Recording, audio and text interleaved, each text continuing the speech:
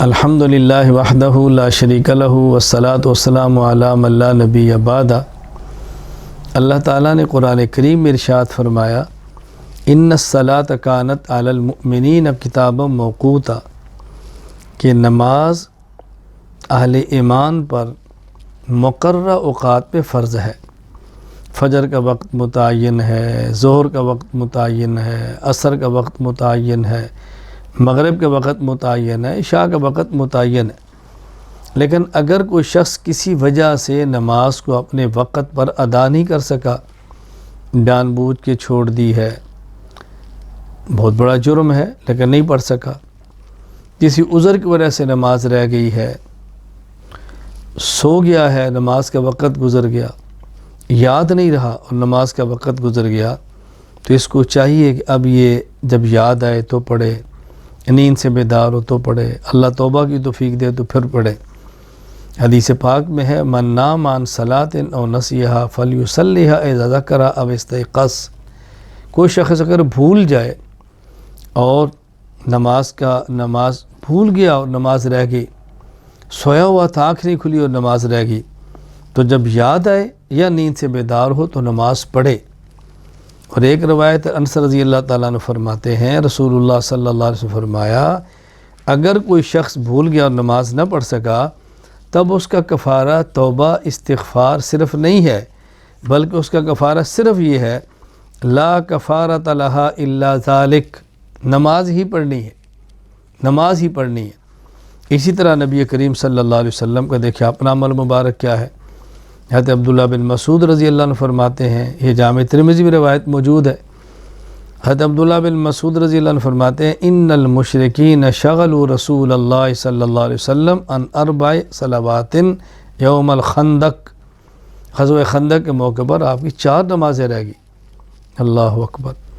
نبی کریم صلی اللہ علیہ وسلم نے جب رات کا حصہ گزر گیا، یہ نمازیں ظہر، عصر، مغرب، عشاء کی ہیں، تو حضور اکرم صلی اللہ علیہ وسلم نے بلال کو فرمایا اذان دو، حضرت بلال نے اذان دی، پھر اس کے بعد اقامت کی، آپ نے ظہر پڑھی، پھر اقامت، پھر عصر، پھر اقامت، پھر مغرب، پھر اقامت، پھر عشاء۔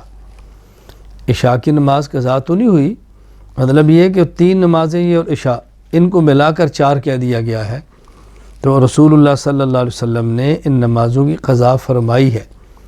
تو یہاں 2 باتیں ذہن نشین فرما لیں۔ پہلی تو یہ کہ یہ جو کہا جا رہا ہے کہ اگر کوئی شخص نماز چھوڑ دے بعد میں اللہ توبہ کی توفیق دے تو کفارہ صرف استغفار ہے، نماز لٹانے کی ضرورت نہیں، یہ بات بالکل غلط ہے۔ اللہ کے نبی نے نمازیں لٹائی ہیں۔ اسی طرح ایک بات مشہور کر دی گئی ہے کہ یہ ایک حدیث میں آتا ہے کہ من قضا صلاۃ من الفرائض فی آخر جمعۃ من شہر رمضان کان ذلک جابرا لکل صلاۃ فاتتہ فی عمر الی 70 سنہ، الیاذ باللہ، کہ اگر کوئی شخص نمازیں نہیں پڑھ سکا اور رمضان کا آخری جمعہ ہے اس میں اس نے نماز پڑھ لی ہے تو اس کی ساری نمازوں کا کفارہ ہو گیا، اسے کہتے ہیں قضاء عمری۔ یہ بالکل غلط ہے۔ مولا علی قاری رحمۃ اللہ فرماتے ہیں جو کہا جا رہا ہے باطل قطعا، اس کا کوئی وجود نہیں ہے، یہ سرے سے کوئی حدیث ہی موجود نہیں ہے۔ مولا علی قاری نے اس کو موضوعات کے اندر شمار کیا، من گڑت حدیثوں میں، تو من گڑت روایات بیان کر کے امت کے اعمال کو برباد مت کرو۔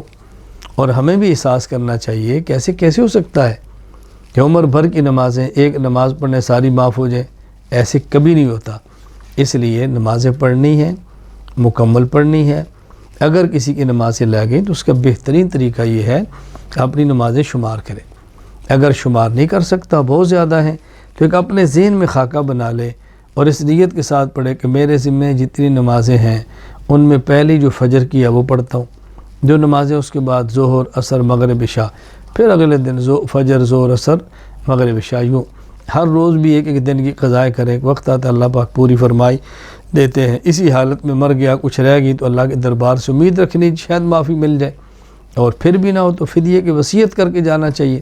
اور یاد رکھیں اگر کسی شخص کا بڑا یا بھائی، بیوی، شوہر کوئی دنیا سے چلا گیا ہے، وصیت کر کے گیا ہے تو بہت اچھا، اگر نہیں وصیت کر کے گیا تو فی نماز ایک صدقۃ الفطر کے مطابق فدیہ ادا کر دیا جائے اور اللہ سے دعا مانگی جائے کہ اللہ تعالیٰ اس کو معاف فرما دے۔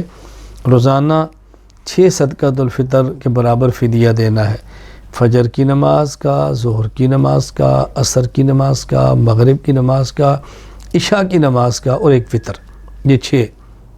اس طرح نماز پابندی سے ادا کریں، کچھ رہ گئی ہیں تو اس کو پڑھ لیں، اور پھر بھی اگر کوئی اپنا عزیز دنیا سے ایسے چلا گیا ہے اس کی طرف سے فدیہ ادا کر دیں، اللہ تعالیٰ سے دعا بھی کریں، اللہ تعالیٰ میں نماز کی پابندی کرنے کی توفیق عطا فرمائے اور خرافات سے اللہ تعالیٰ ہم سب کی حفاظت فرمائے۔ وآخر دعوانا ان الحمد للہ رب العالمین۔